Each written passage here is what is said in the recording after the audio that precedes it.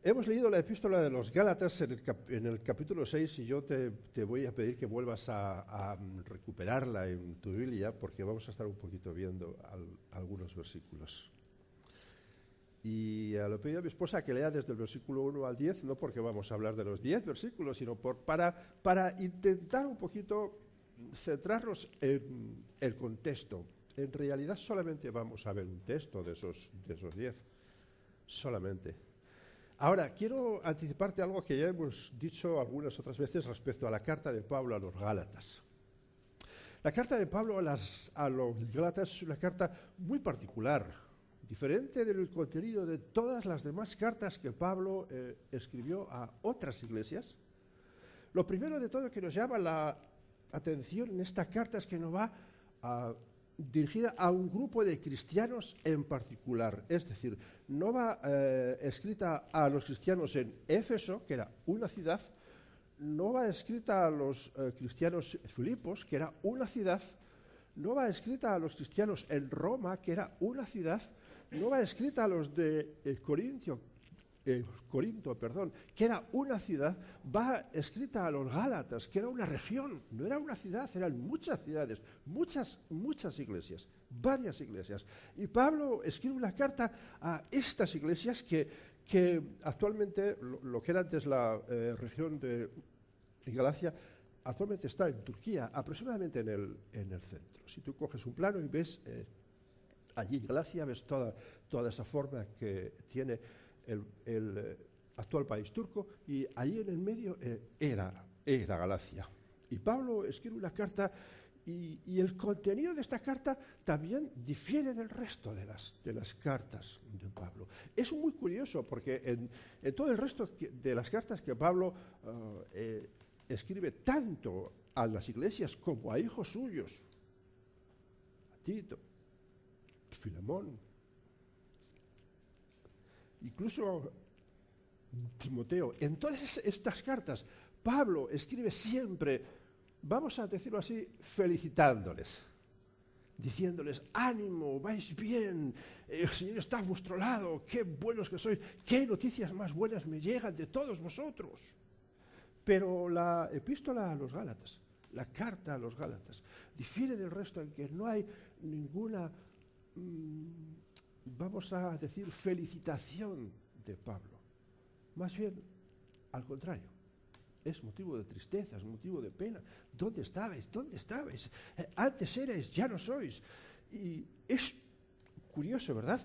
En la carta a los Gálatas se encuentra una multitud de versículos que hemos usado muchas veces. Mira, por ejemplo, en el capítulo 1, versículo 6, seguro te suena este texto. Dice: estoy maravilloso de que tan pronto os hayáis alejado del que os llamó por la gracia de Cristo para seguir un evangelio diferente. Pablo advierte y dice: antes hacíais las cosas conforme lo que Dios quiere. ¿Ahora qué hacéis? Estáis buscando vuestras cosas. En el capítulo 3, verso 1, por ejemplo, dice: oh Gálatas insensatos, ¿quién os fascinó para no obedecer a la verdad? A vosotros, ante cuyos ojos Jesucristo fue ya presentado claramente entre vosotros como crucificado. Habían entendido el mensaje de Cristo, lo habían hecho suyo, pero había habido un instante en el que se habían separado y no querían saber nada más de él. Habían buscado sus propias fuentes. El versículo 3 del capítulo 3 dice: tan necios sois, habiendo comenzado por el Espíritu, ahora vais a acabar con la carne. Es decir, vais a regresar a lo de antes. ¿Cuántos estuvimos aquí en el retiro de iglesia? ¿Cuántos? A ver, manos arriba, no tengas miedo. Manos arriba, ¿cuántos fuimos?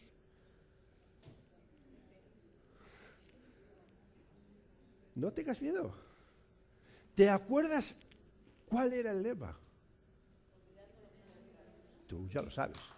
Olvidando ciertamente lo que queda atrás. Ahora, eso es la parte fácil. ¿Alguno se acuerda de cuál era el tema principal del que el siervo de Dios nos instruyó en cada uno de esos 3 días?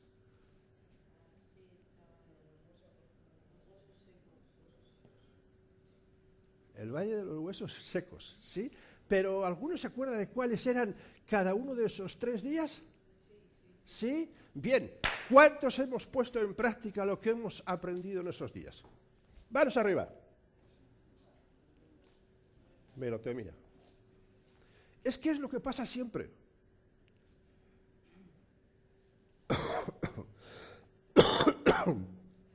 Pablo sigue escribiendo a los Gálatas en el capítulo 4, verso 11, y dice: me temo de vosotros que haya trabajado en vano con vosotros.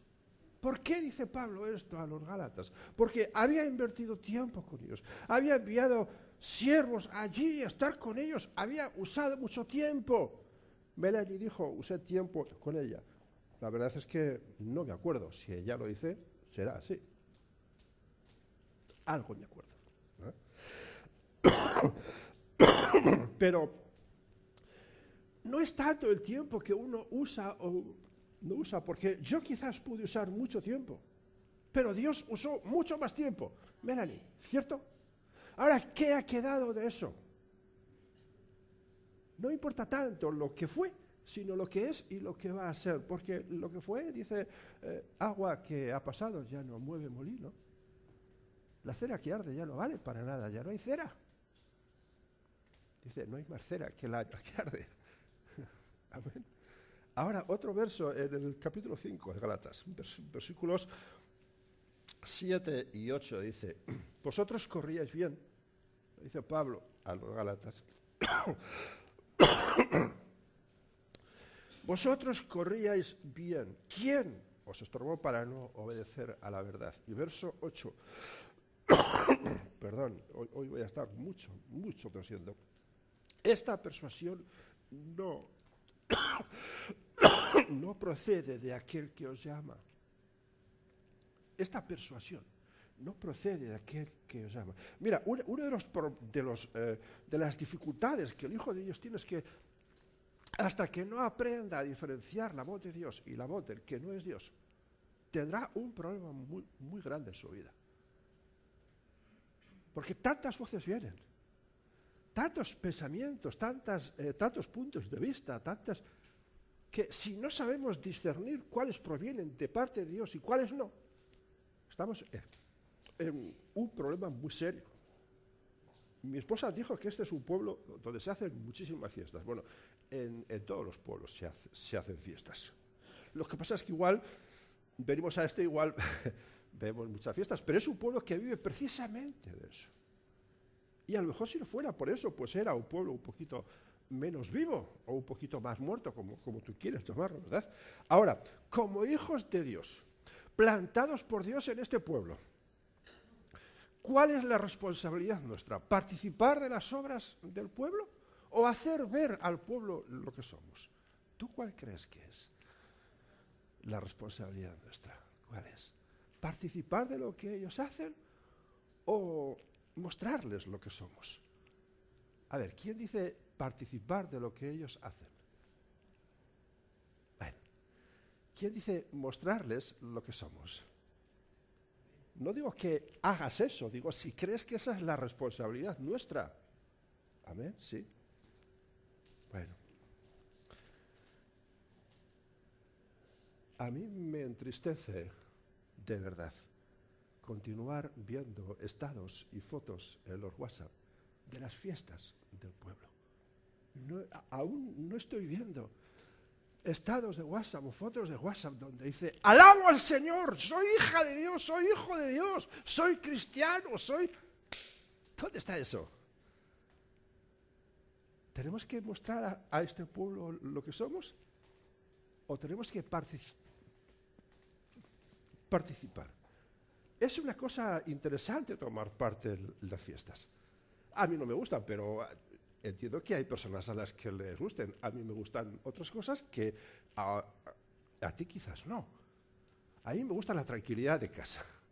Estar en mi casita tranquilamente en una silla, relajadito, quizás oír música, quizás, aunque no oigo hace muchos años ya, pero bueno, pero quizás eso. Pero entiendo que a otro le guste pues salir a la calle, dar un paseo, entrar en algún bar, tomar quizás, no sé, algo, un refresco o algo, no sé. dar en la calle 4 gritos, puedo entender. Y todo eso a lo mejor no está mal, pero ¿participamos a los demás lo que somos? Es decir, piensa un poquito, si eres joven, adulto, adulta, ¿cuántas veces en los últimos 2 meses o en el último mes o en la última semana has cedido a las invitaciones de amigos tuyos a tomar parte en esas cosas? ¿Y cuántas veces ellos han cedido a tomar parte en lo que tú eres? Respóndeme. ¿Entiendes la cosa? ¿Dónde estamos? ¿Dónde estamos?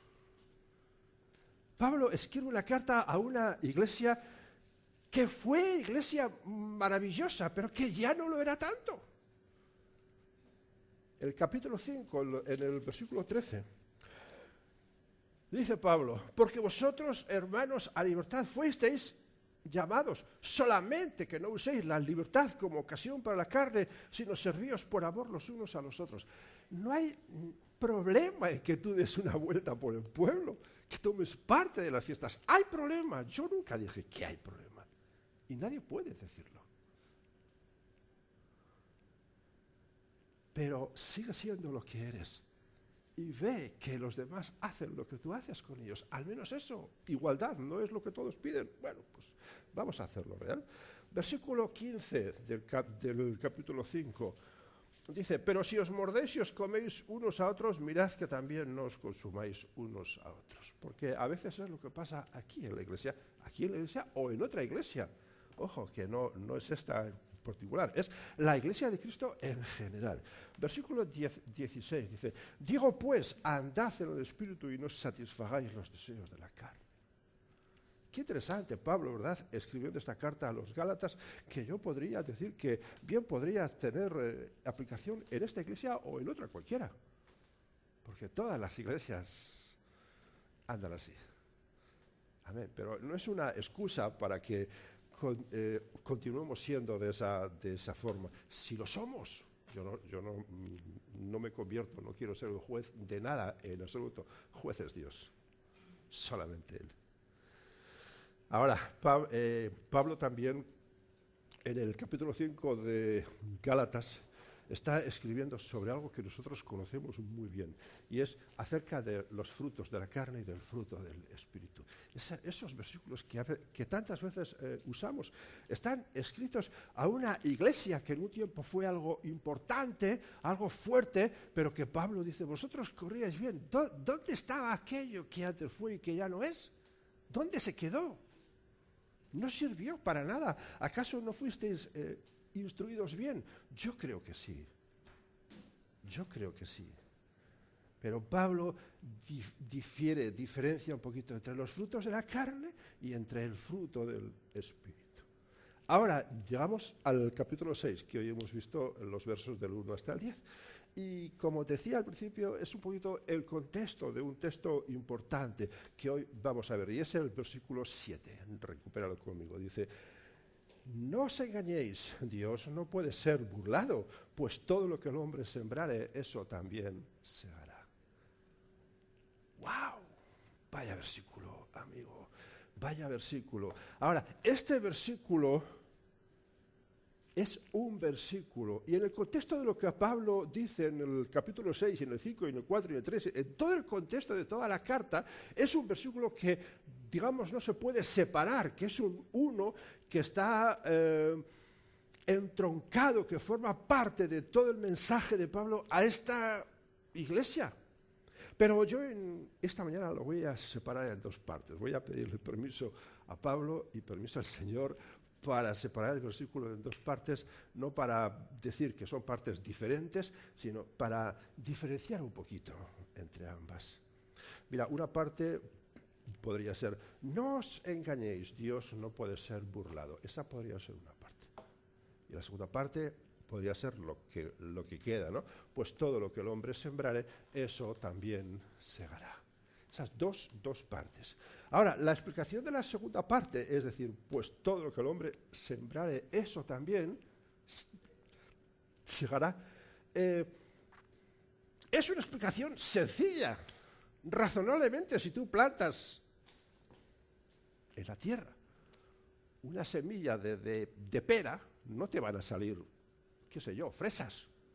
Vamos, es razonable, ¿no? Algunos lo intentarían para demostrar que Dios no hizo las cosas, pero hasta ahora no ha sido posible. A lo más han mezclado cosas y ha salido algo, ¿verdad? Pero si uno planta en la tierra pera, lo más normal es que salga un peral, y en el mejor de los casos se llene de peras, ¿no? Vamos, querer buscar una cosa complicada en esta parte del texto no hace falta, pues todo lo que el hombre sembrare, eso también se hará. No hay que darle muchas vueltas. Ahora, la explicación de esta parte del versículo se encuentra en los versículos 8, 9 y 10. Y aquí sí es importante, porque lo hemos dicho muchas veces. Pablo era el típico meticuloso que decía esto, pero luego abría un paréntesis, lo ampliaba y de esto lo ponía así. Por eso es muy importante en las cartas de este siervo de Dios. Recuerda, inspirado por Dios. Recuérdalo siempre, inspirado por Dios. Recuérdalo siempre, inspirado por Dios. Y otra vez más, recuérdalo siempre, inspirado por Dios, porque nos dejamos caer muchas veces. Pablo escribió, Pablo dijo, como hace unos días decíamos, pero no es verdad. Pablo escribió inspirado por Dios, Pablo dijo inspirado por Dios, y Pablo nos enseña inspirado por Dios. Entonces, eso habla de autoridad y no de puntos de vista. Autoridad dada por Dios. Ahora dice el versículo 8, recuerda, la explicación de la segunda parte del versículo 7 se encuentra en los versículos 8, 9 y 10. Dice el versículo 8, porque el que siembra para su carne, de la carne segará corrupción, mas el que siembra para el Espíritu, del Espíritu segará vida eterna. Y podríamos leer así el versículo y quedarnos anchos y panchos. Pero conviene meditar en el versículo, conviene detenerse un poquito. ¿Por qué? Porque Pablo, recuerda, es un hombre que es usado por Dios, y Pablo usa el talento que Dios ha puesto en él, las capacidades que Dios ha puesto en él, y que Pablo se dejó colocar por Dios. ¿Te has encontrado alguna vez con alguna persona que dice, yo trabajo en esto, pero no me gusta el trabajo mío, no me agrada, porque a mí me gustaría ser esto otro? O yo pienso así, pero yo no es lo que pienso, o sea, a mí me gustaría pensar de otra forma. Mira, yo en el trabajo que tengo estoy encantado, me gusta el trabajo mío. En mi casa estoy encantado, me gusta mi casa.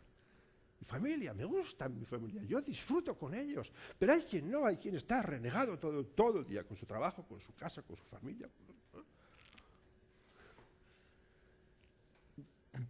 Pablo dejó que el Señor colocara los talentos y fueron usados en beneficio y de la forma que Dios quiso. Y Pablo era un hombre muy meticuloso, muy preciso, muy exacto, muy quisquilloso, vamos así a decirlo. Le gustaba sacarle punta al lápiz y lo hacía frecuentemente. Entonces, merece la pena leer este versículo detenidamente.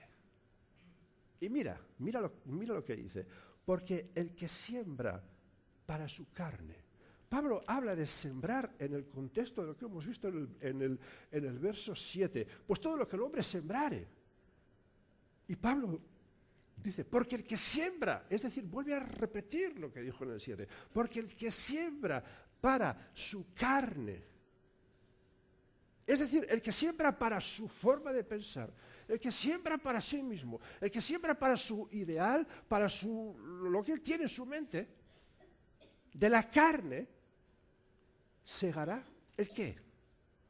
Corrupción. Corrupción.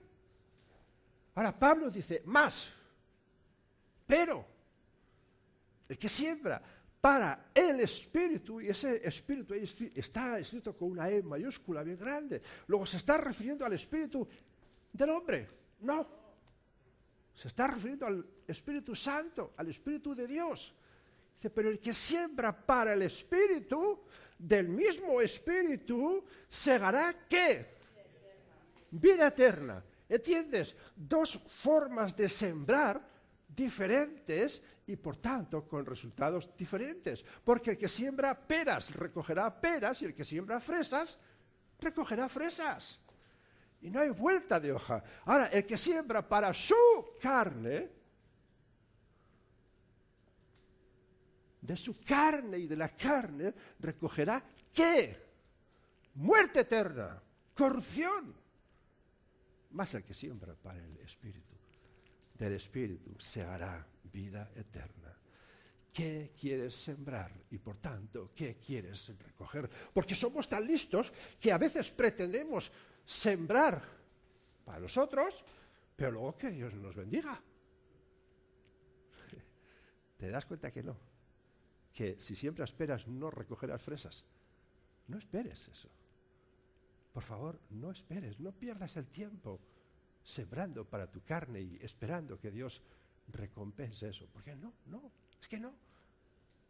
No va a ser así. No va a ser así. No hay otra forma, no puede ser. Y luego sigue Pablo diciendo en el versículo 9, dice, no nos cansemos pues de hacer bien, porque a su tiempo segaremos si no desmayamos. ¿Cuándo se estará refiriendo Pablo a eso de la siega? A veces nos gustaría sembrar y recoger al instante, el efecto microondas. Lo meto en el horno y al de un tiempito sale hecho. Esforzarnos poco, recoger mucho. Ese es el principio de hoy. Hacer poco, recoger mucho. Tú te das cuenta de la cantidad de riqueza que hay en el mundo. Es tremenda. Pero cada vez hay más gente que quiere hacer menos y recoger más. ¿Estás de acuerdo conmigo? Pero alguien tendrá que hacer la otra parte, es decir, hacer mucho y recoger poco. Que si no, no está el equilibrio. Es decir, la economía en el mundo tiene un equilibrio. Los contables saben que si sacan 5, como no metan 5, la cosa va a ir mal. Yo de pequeño pensaba que el banco era un sitio donde alguien metía un rollo de papel y sacaba dinero lo que le daba la gana. Y yo, pues estupendo, yo quiero estar en un banco, le doy a la máquina, viva la vida. Pero es que no funciona así el asunto. Así no funciona el asunto. El dinero lo tienes cuando con esfuerzo lo ganas. Pero cada vez la economía mundial está más desequilibrada porque cada vez hay más gente que hace menos y gana más.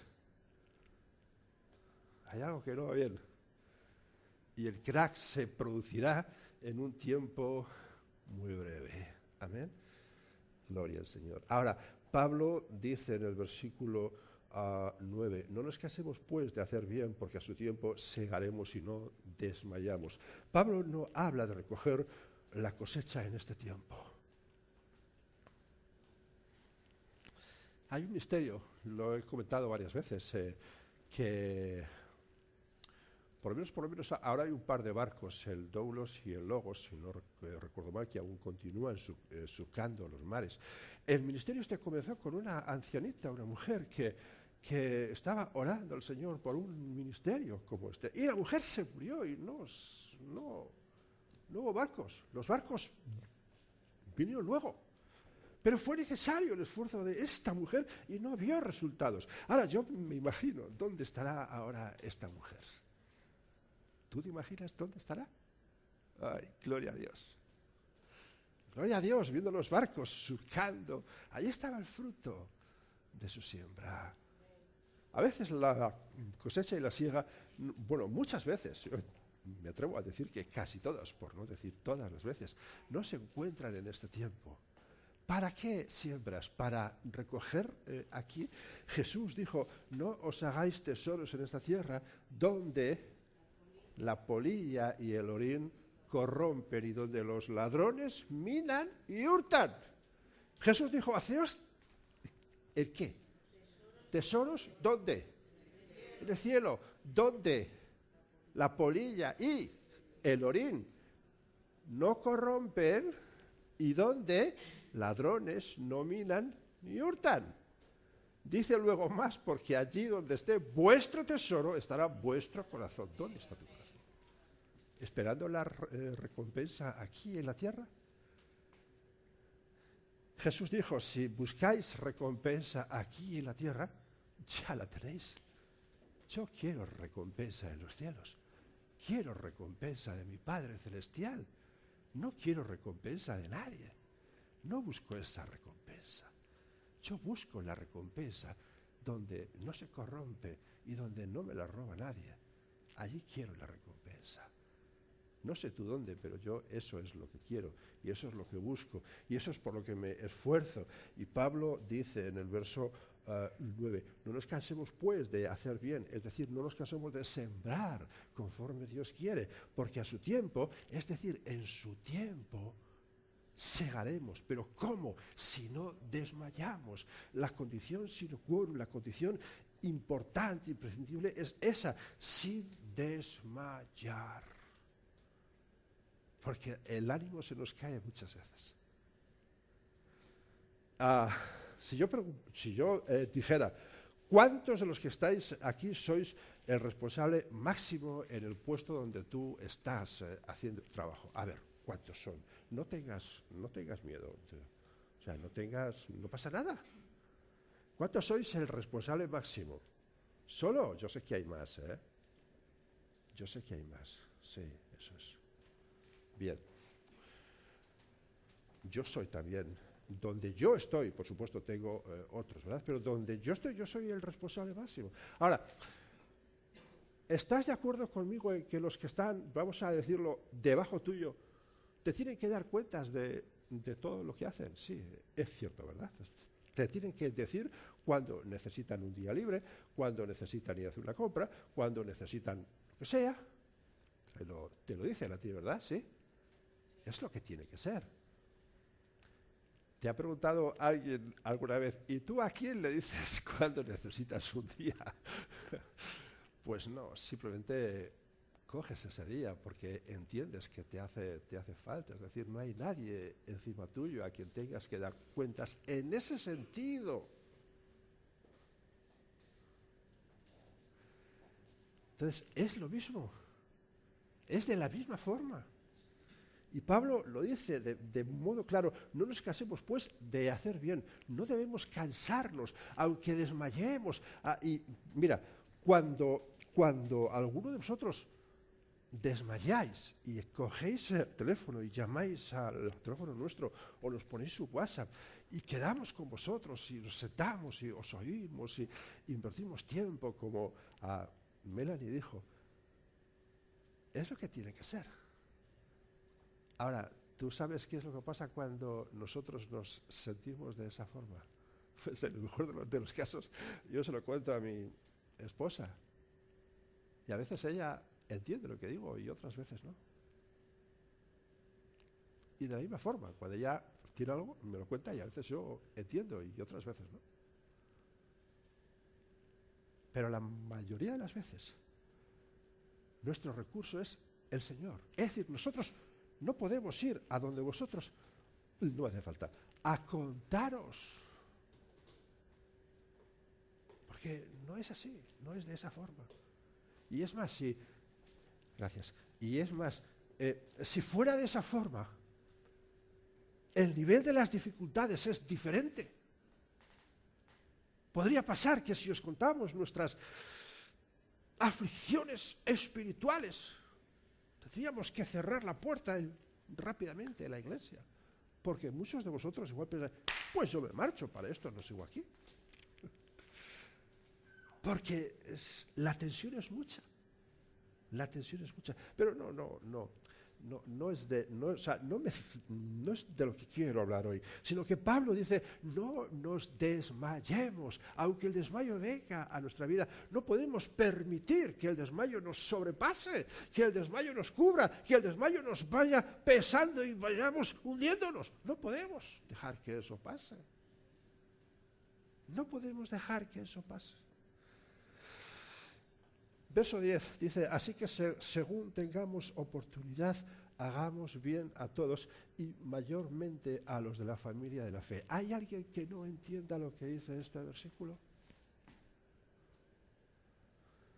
Pablo no habla cosas raras. Así que dice, según tengamos oportunidad, hagamos bien a todos y mayormente a los de la familia de la fe. Habla por sí solo. Es decir, si tú tienes oportunidad de hacer el bien, no pienses, ¿lo hago o no lo hago? Es que fíjate, porque si lo hago, pues puede pasar. Y a lo mejor para cuando decides algo, ya la posibilidad de que tú hagas ese bien pasó. ¿Cuántas veces invertimos tiempo en pensar si lo que hay que hacer está bien o mal? Y cuando decidimos hacerlo o no hacerlo, ya la oportunidad se pasó. Pablo es claro, sencillo, directo, va al tajo, dice, si tienes oportunidad de hacerlo bien, hazlo. Pero mayormente a los de la familia de la fe. Ahora, ¿cuántas veces ha surgido un trabajo? Por ejemplo, no sé, entre otras cosas, ¿no?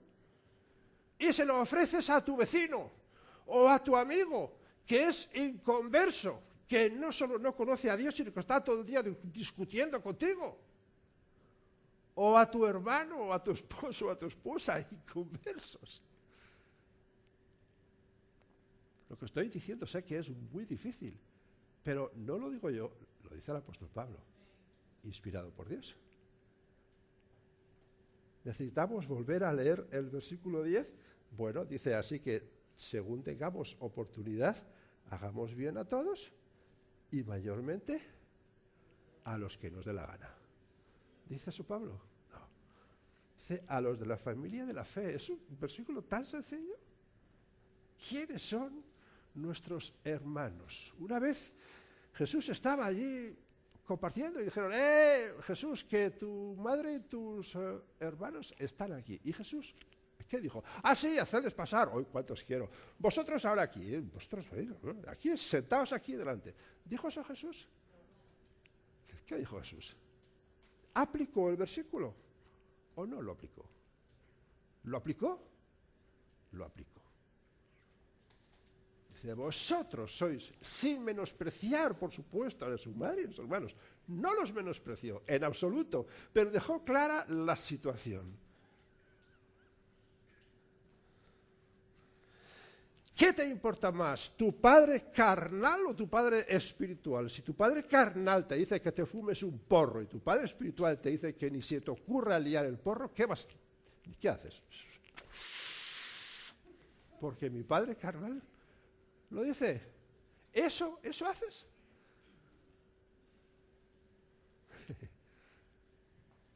Pero claro, para tomar esas decisiones hay que tener discernimiento. ¿Cierto? Ahora, hasta aquí la explicación de la segunda parte, es decir, en el versículo 7 habíamos dicho que la segunda parte es pues todo lo que el hombre sembrare, eso también segará. ¿Cierto? Bueno, lo he explicado un poquito rapidito porque me quiero centrar también de una forma rápida en la parte primera del versículo 7, que es lo principal de hoy. La parte primera era, y es, dice, no os engañéis. Dios no puede ser burlado. Una mente cabal, una mente honesta, una mente juiciosa, que las hay, dentro y fuera. Las hay, mentes así. Crea o no en Dios. Si es cabal, si es juiciosa, si es honesta, que cada vez los hay menos. Y no es porque no lo sean, sino porque anteponen la sinvergüencería a su honestidad. Pero siguen siendo honestos, aunque lo están dejando tapar. Pero una mente honesta, juiciosa y cabal, aunque no crea Dios, afirmará que Dios no puede ser burlado. Porque Dios lo conoce absolutamente todo. Absolutamente todo. Aún lo que está en lo más profundo de nuestro corazón, que ni tu esposo ni tu esposa conocen. Dios lo conoce. ¿Alguien sabe quién era el dulce cantor de Israel? ¿Quién? David. El dulce cantor escribió muchos salmos. Y entre todos esos salmos que escribió hay un salmo maravilloso. Mira, todos son preciosos. Pero en el contexto de hoy hay un salmo, el 139. Y lo digo así porque en otra forma me iba a costar mucho. Los versículos 1 al 4 dicen, y de nuevo hay que leerlos con tranquilidad, con paciencia, y dejando que cada palabra vaya ahondando en nuestra vida, afincándose en nuestra vida y permitiendo que vaya transformando nuestra vida, que es el propósito de la palabra. Dice David, dice, oh Jehová, tú me has examinado y conocido. ¿Lo crees así? ¿De verdad Dios examina nuestra vida? Claro que lo hace. Y nos conoce, claro que nos conoce. Y el salmista David así lo sabía. Dice, tú has conocido mi sentarme y mi levantarme. Es decir, tú me conoces a lo largo de todo el día, desde que me levanto, desde que me acuesto, desde que me acuesto, desde que me levanto. Cada porción, cada segundo, cada microsegundo, cada nanosegundo, Él conoce. Dice, has entendido desde lejos mis pensamientos. Es decir, yo soy sordo y a veces, ¿qué has dicho? Pero a Dios no le hace falta eso. Él desde lejos ya sabe perfectamente qué es lo que pasa por nuestra vida. Lo sabe perfectamente. Dice, has entendido desde lejos mis pensamientos. Fíjate que no dice mis palabras, dice mis pensamientos, va un poco más lejos. Dice, has escudriñado mi andar y mi reposo y todos mis caminos te son conocidos. ¿Hay algo que se oculte al conocimiento de Dios sobre cada ser humano? No, no lo hay. Pero David aún penetra un poquito más y dice, pues aún no está la palabra en mi lengua y he aquí, oh Jehová, tú la sabes toda. Gloria a Dios. Eso es como suelo decir, es un arma de doble filo.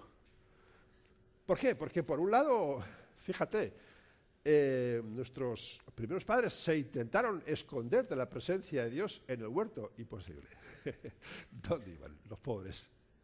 Caín intentó escurrir el bulto, dice, ¿dónde está tu hermano? Bueno, no escurras el bulto. No escurras el bulto. No puedes escurrir el bulto delante de la presencia de Dios. Ahora, sé por lo menos, vamos a decir, sé por lo menos no tonto. Me gustaría que fueras sabio, pero ya que en algunos casos la gente no quiere ser de esta forma, pues por lo menos no seas tonto. Si sabes que Dios sabe todo, por lo menos no juegues con Él. Señor, ¿puedo hacer esto? Sabes perfectamente que no. ¿Debo hacer esto? Si sabes perfectamente que sí. No preguntes, ya lo sabes. A veces jugamos con Dios. ¿Puedo salir esta noche hasta las 4 de la mañana? No va a pasar nada, Señor, tú lo sabes, yo soy fuerte. Por favor, si ya sabes la respuesta. ¿Entiendes? Ay, Señor, es que esta noche hay una vigilia en la iglesia hasta las 4 de la mañana. Tú sabes que estoy muy cansado, perdona, pero es que no voy a ir. Voy a poner el fútbol, que hoy hay partido en la tele. ¿A qué jugamos con Dios? Estamos llamando literalmente a Dios tonto. O pretendemos que Dios es de esa forma. Sabemos que no es así, pero con nuestros actos pretendemos que es así. Y no es de esa forma. Ahora, hay otros muchos salmos y otros muchos pasajes en la Biblia que nos muestran precisamente esto, que Dios lo sabe todo, absolutamente todo acerca de nosotros. Pero, y a pesar del escrito de Pablo a los Gálatas, deja entrever en este versículo 7 al principio, dice, no os engañéis, Dios no puede ser burlado. Cuando Pablo escribe de esta forma, lo que está queriendo decir es que hay personas que tratan de engañar a Dios y tratan de burlar a Dios, a pesar de que saben que no. Pero intentan. ¿Por qué? No, es que estaba muy malo y me sentía mal y... Mira, tío, la verdad, no quisiste venir. Punto. Ya está. No juegas. Engañarás a quien sea, pero a Dios no. A Dios no. y el más importante, el único precisamente es Él. Porque el pastor o el responsable de lo que sea predicará o compartirá lo mismo para 20 que para 30, que para 5.000.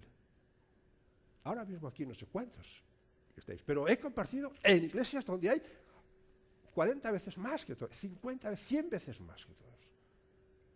Es lo mismo, el mensaje es el mismo. No diferencia el mensaje para 20, que para 2, que para 1.000. El mensaje es el mismo. Lo que pasa es que la oportunidad es diferente. ¿Entiendes? Pero el mensaje es el mismo. Es el mismo. Luego, no engañemos a Dios. Engaña a quien quieras, si quieres, aunque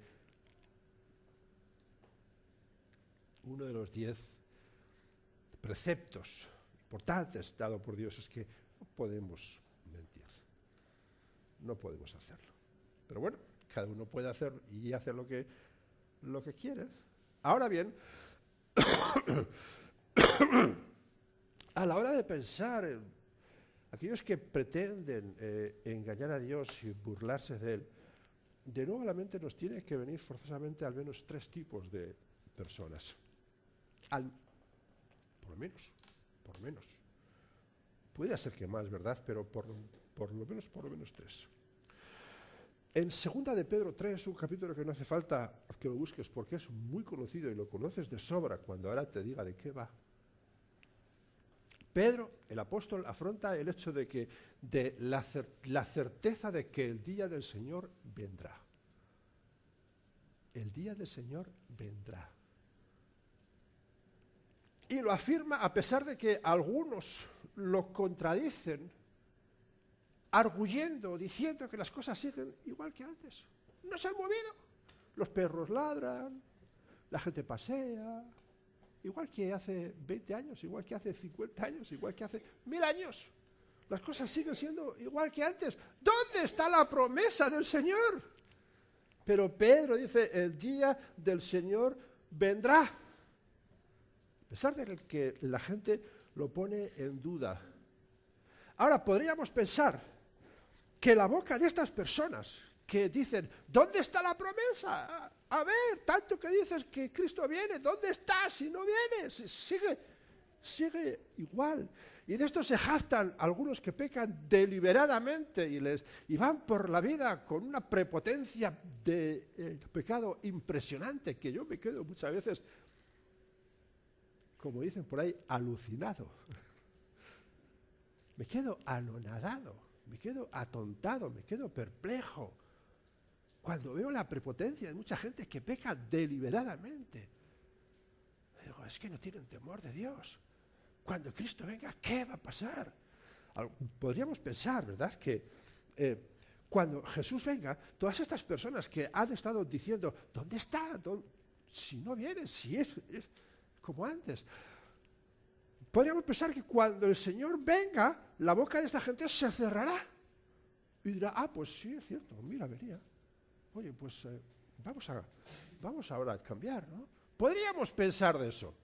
Pero Apocalipsis es una lectura de este libro maravilloso que recomiendo leer. Y que no tiene muchos misterios, que no los tiene. Y que cada vez tiene menos.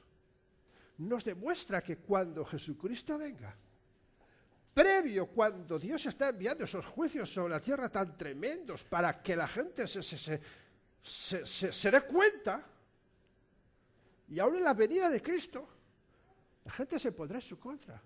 La gente blasfemará aún mucho más. Luego, esperar que las bocas de las personas que ahora dudan y que propugnan y que dicen, ¿dónde está Jesús? No viene, todo eso es un cuento. Pensar que se van a callar es completamente absurdo. No pasará esto. Más bien pasará lo contrario, que la gente aún blasfemará más el nombre de Dios. Esto es lo que dice la palabra. Y yo no sé tú, pero yo creo la palabra. Amén.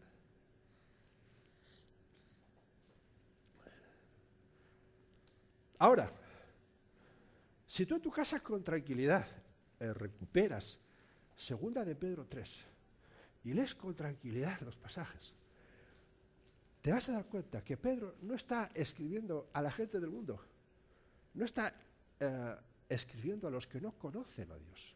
Aunque se podrían aplicar estos textos para los que no quieren saber nada de Dios.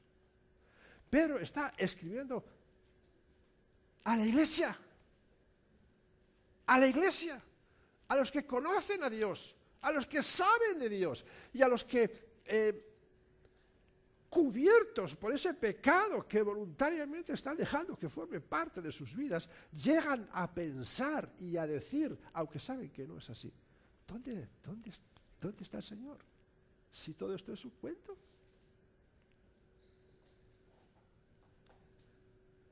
Se podrían poner muchos ejemplos, pero un ejemplo igual que llama mucho es, porque siempre pasa de esta forma, cuando una persona se marcha de la iglesia, tú le visitas o hablas con él y dices, no, pero si yo en mi casa le busco igual, si yo leo la palabra, sí lo mismo, si no me hace falta ir a la iglesia. Pero ¿quién te ha enseñado eso? ¿De dónde sale eso? Pues de que has permitido que el pecado te inunde y no te permita discernir, aunque lo sabes, perfectamente lo sabes. Porque si hay algo que en esta vida, a pesar de que muchos padres se empeñan en llamar a sus hijos, es que eres tonto, no hay nadie tonto en esta vida. Dios no ha hecho tontos, no hay nadie tonto. Esa es una palabra inventada por no sé quién para definir una postura que no es cierta. No hay nadie tonto en esta vida, todos somos muy listos. Y la prueba lo demuestra, porque en lo que queremos somos más listos que el hambre, ¿o no? ¿Eh? ¿A que sí? Claro que sí. No hay nadie tonto en esta vida. Ahora bien, Pedro se está refiriendo a personas que conocen los planes de Dios y las promesas de Dios. Por supuesto, pero es perfectamente, como dije, aplicable a aquellos que niegan a Dios, aunque viven un estilo de vida de autoengaño. Es decir, las personas que tienen a Dios y que saben perfectamente lo que pasa, están viviendo en sus vidas una postura de autoengaño, es decir, se están permitiendo que el engaño cubra su vida, aunque saben que no es de esa forma. Por eso hay que tener mucho cuidado con toda esta gente.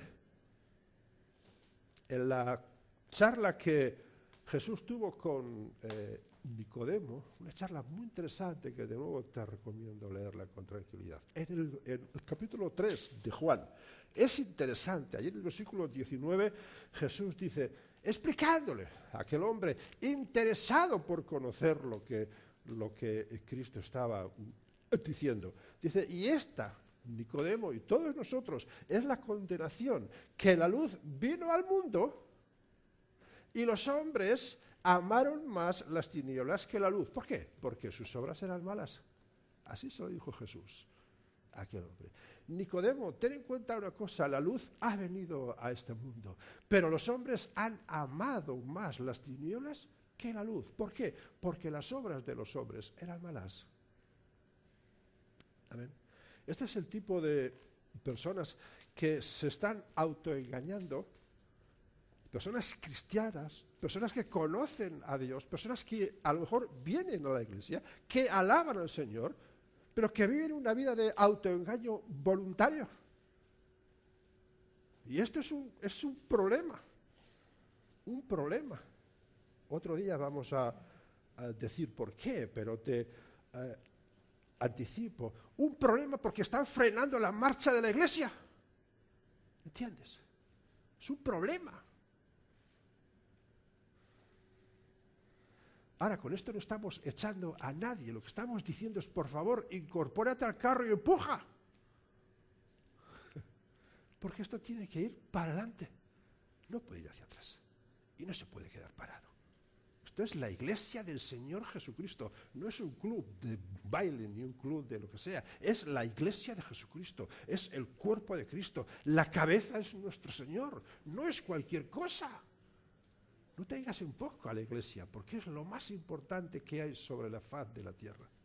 No hay nada más importante, no hay trabajo importante, no hay matrimonio importante, no hay búsqueda de pareja importante, no hay estudio importante. Lo más importante es la iglesia de Jesucristo.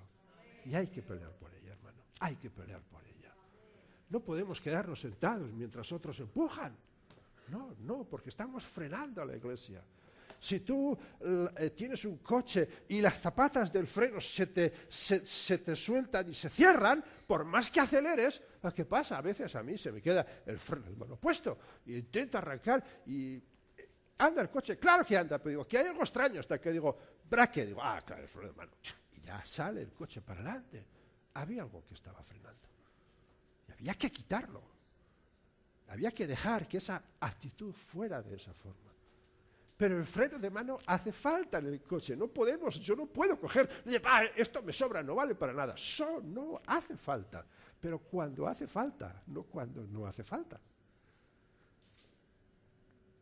Luego está el grupo de personas de los que conocen y saben acerca de los planes y la obra redentora del Salvador. Los que lo conocen perfectamente. Y hablas con ellos y te dan una doxología y una explicación maravillosa. Y te quedas, ¡wow! Este hermano de verdad va a ocupar en el reino de los cielos un puesto y va a tener las 5 coronas. ¡Wow! Este va a ser tremendo en el cielo. Aquellos que tratan de vivir una vida correcta, basada en las buenas obras, sin haber rendido sus vidas de verdad a aquel que los amó primero. ¿Hay personas así? Sí, hay personas así. Hay personas que lo saben todo, pero que no hacen nada. Hay personas que la Biblia los llama fariseos intérpretes de la ley, conocedores de la palabra e incluso en alguna medida hacedores de ella, pero teniéndola, atención, en un segundo plano, poniendo por encima sus intereses. Sí, yo no pasa nada, hago esto y respaldo lo que sea, y mira, saco el bolsillo y eso los diezmos y más, gloria a Dios, porque el Señor me dice su palabra que hay que diezmar, ofrendar, donativizar y todos los que tú quieras. Pero a mí el domingo ni me lo toques, que eso es sagrado, chico. Un sábado a la tarde, oiga que ni lo pienses. Yo el sábado a la tarde tengo mis planes. ¿Entiendes lo que digo? ¿Entiendes, verdad? Ahora, son los que... Voy a decir algo que me gustaría que me entiendas. Yo no soy quien y no puedo decir quién va a ser llevado por Cristo y quién no. No soy yo, es el Señor. Y tú sabes bien que soy de los que defienden que cuando estemos en el cielo nos vamos a hacer 2 preguntas importantes. Una, cuando estemos allí todos juntitos en el cielo, gloria a Dios. ¿Cuántos quieren? ¡Ay, gloria a Dios! Cuando estemos en el cielo vamos a hacernos 2 preguntas, posiblemente. Una de ellas va a ser, pero ¿estás tú aquí? Si yo pensaba que no. Una pregunta. Otra pregunta. Pero no está aquí fulanito, estás ahí buscando. ¿Y dónde está? No está. Pues yo pensaba que sí. No. ¿Por qué? Porque habrá muchos cristianos que se quedarán cuando venga Cristo. Que cuando el Señor venga a buscar a los que son suyos, se quedarán. Ahora, tú me has oído decir muchas veces, mira, si eres un cristiano comprometido, comprométete. Y si no, por favor, disfruta de la fiesta. Vete al coso blanco, al coso verde, al coso azul, al coso rojo, a la ruta de los pinchos, a la ruta de los vinos, a la ruta... Vete, por favor, disfruta del mundo. Porque en el mundo hay cosas maravillosas. Vete al monte, vete a esquiar, vete al mar, vete a los viajes. Hay cosas preciosas en este mundo. No estés aquí atormentándote para luego no ir al cielo. Si de verdad tienes ganas de ir al cielo, eso requiere un esfuerzo y hay que pagar el precio. Y si no estás dispuesto a pagarlo, mi recomendación es vete al mundo, disfruta del mundo, por favor, disfruta. Que hay muchas buenas cosas fuera. No estamos hablando de cosas malas, pero fuera hay cosas maravillosas. Amén. No estoy echando a nadie, mi deseo sería que todos nos quedemos aquí y todos empujáramos el carro. Gloria a Dios. Ahora, ¿recordáis cuando hablamos de la parábola del trigo de la cizaña? ¿Sí? Había algo importante en esta parábola y era que los dos crecían juntos. Y a veces no se podía diferenciar en qué era uno y qué era otro. Ahora, ¿por qué se diferencian a los cristianos de verdad de los que no son? Jesús dijo y lo explicó de una forma muy sencilla y muy clara: por sus frutos los conoceréis. Así lo dijo y así es. Ahora, la cizaña, hasta donde yo sé, no da fruto. Pero Jesús, hablando del trigo, dice, y dará fruto a 100 por 1. Ahora, cuando crecen, casi no aprecias cuál es cuál. Crecen los dos a la par, pim, pam, pim, pam, pim, pam. Pero obviamente son diferentes. ¿Quién los discierne? El dueño del terreno. Sabe cuál es el trigo y qué no es el trigo. Y él mandará a los segadores, cuando pasen la hoz, dice, quitad primero la cizaña, pero dejad el trigo. ¿Quién discierne? Los segadores. Los que son capaces de discernir entre la voz de Dios y la voz de que no es Dios. Esos son los que disciernen a los verdaderos hijos de Dios y a los que no lo son. Por último, esta última parte es tremenda, tremenda. Me gustaría que prestaras atención e intentaras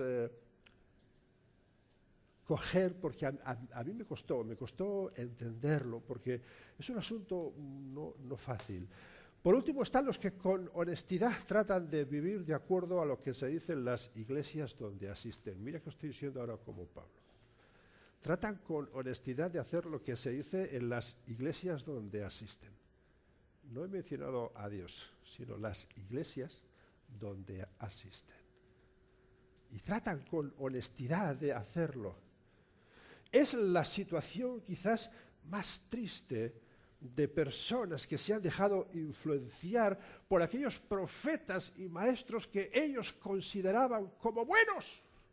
¡Ay, es que mi pastor me enseñó que tiene que hacerse así y así y así!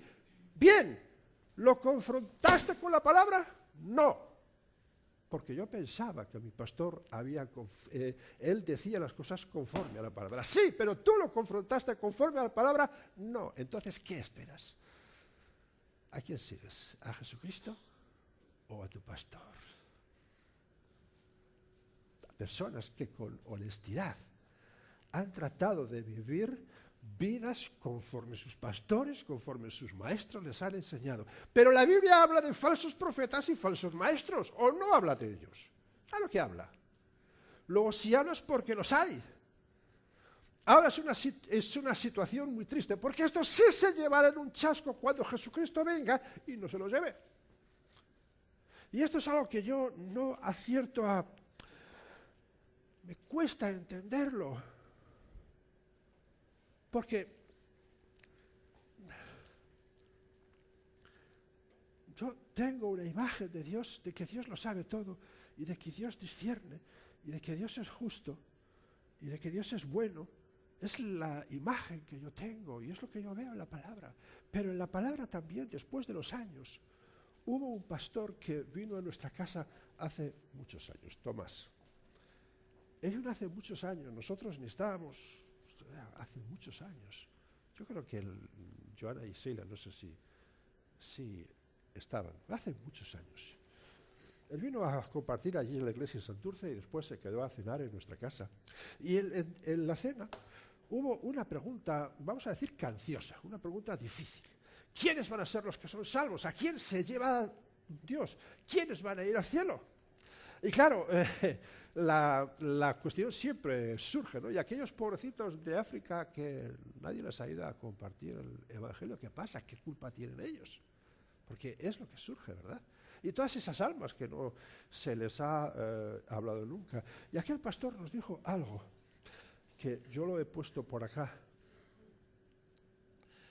A ver si lo encuentro. Bueno.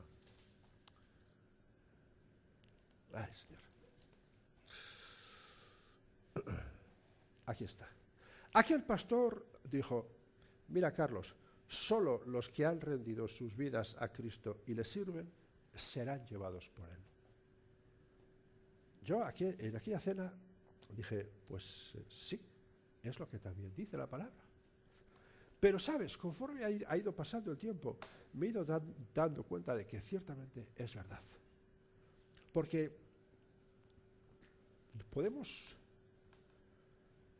honestamente dejarnos guiar por nuestros pastores, por nuestros maestros, pero si no confrontamos con lo que la palabra de Dios dice, tenemos un serio problema.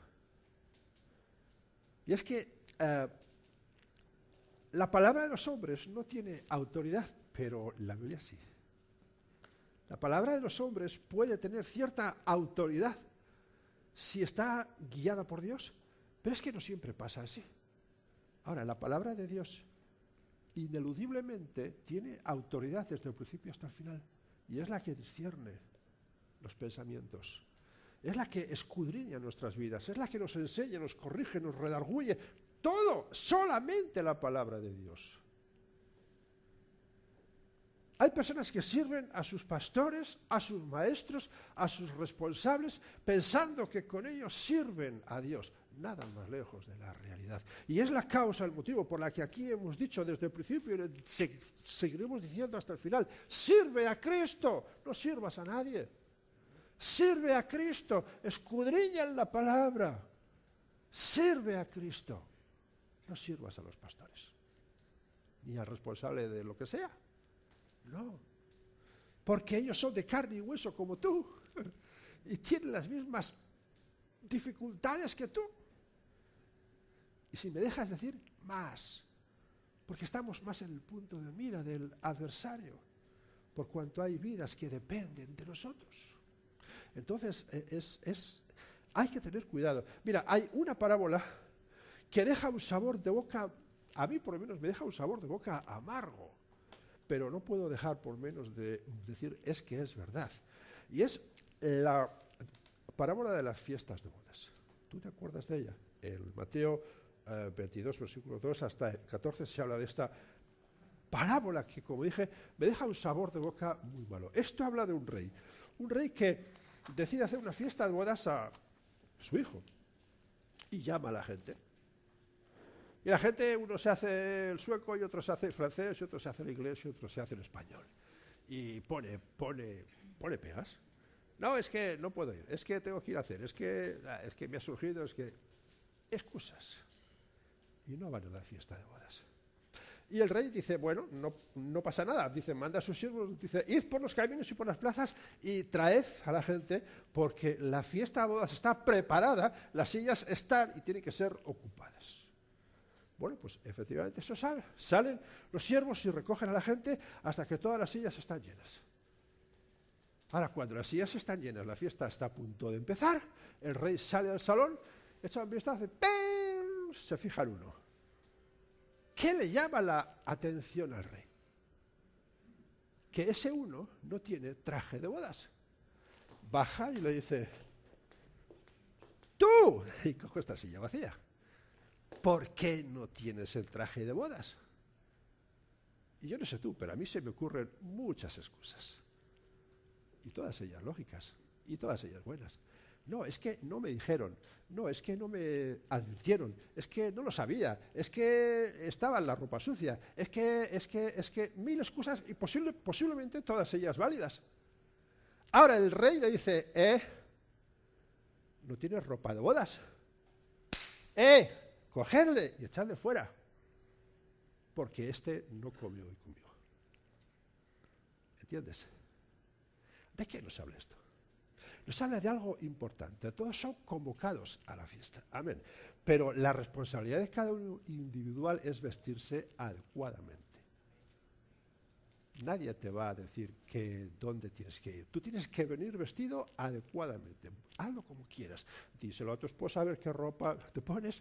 Haz lo que tú quieras. Pero tienes que venir vestido adecuadamente, porque si vienes vestido de cualquier forma, cuando el rey baje al salón y te vea, dirá, a la calle. ¿Entiendes lo que digo? Había 10 vírgenes. ¿Y 5 eran? ¿Cómo eran? 5 prudentes y 5 insensatas. Las 10 estaban llamadas a entrar a las bodas, ¿o no? Estaban las 10 llamadas. Y las 10 tenían el potencial para entrar en las bodas, ¿o no? Claro que lo tenían. Pero llegado el instante, no había 10, había 5. ¿Por qué? Pero estaban las 10, ¿o no? Pero en el instante preciso solamente había 5. ¿Quiénes?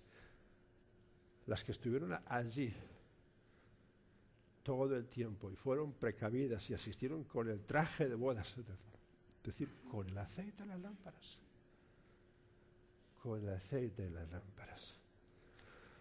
Gloria al Señor. Ahora estamos aquí, esta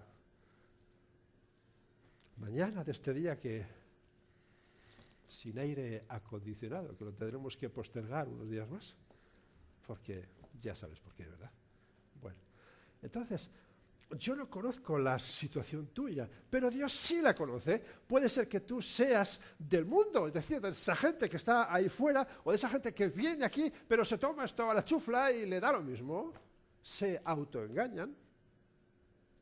Puede ser que tú seas un fariseo que sí, te gusta hacer las cosas de Dios, pero hay otras cosas que están por encima y ocupan un lugar más importante. O puede ser que seas una persona que se ha dejado influenciar por algún pastor de pacotilla, un pastor que miente más que engaña y que no habla conforme a la palabra.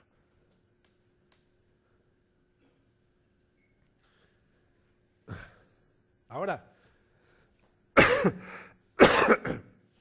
sea cual sea tu condición, te has despreocupado. ¿Por qué? Porque no estás con el traje, y eso es una responsabilidad tuya, amigo. No es ni del mundo, no es ni de las cosas que están encima, ni es del pastor. El pastor es responsabilidad tuya. El traje es una responsabilidad tuya. Y si lo descuidas, si no lo tienes, cuando venga el esposo, te vas a quedar fuera. Ahora imagínate que te quedas fuera. Ahora, perdón.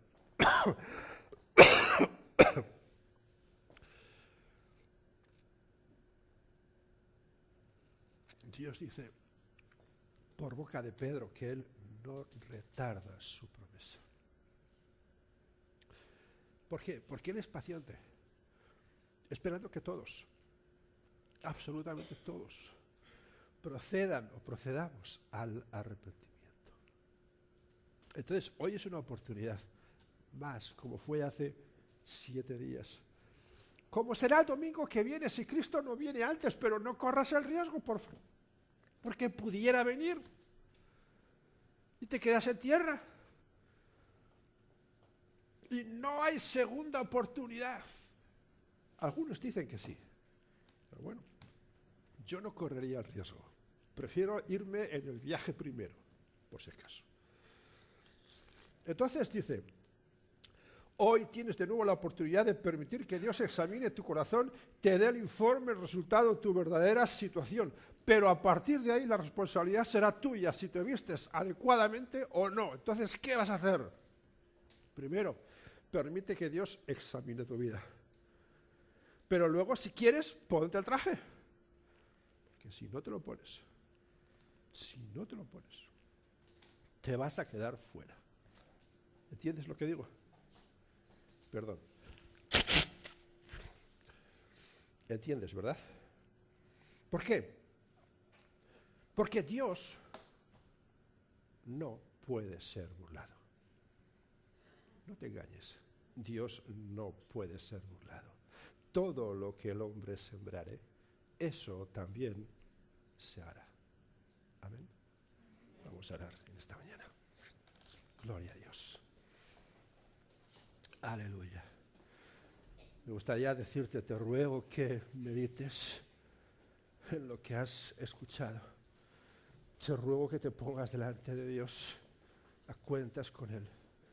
Te ruego que recapacites y que una vez por todas te unas y te pongas el traje adecuado y empujes esta obra que no es de nadie, no es de ninguna persona, solamente solamente de Dios. Que arrimes el hombro a la obra del Señor.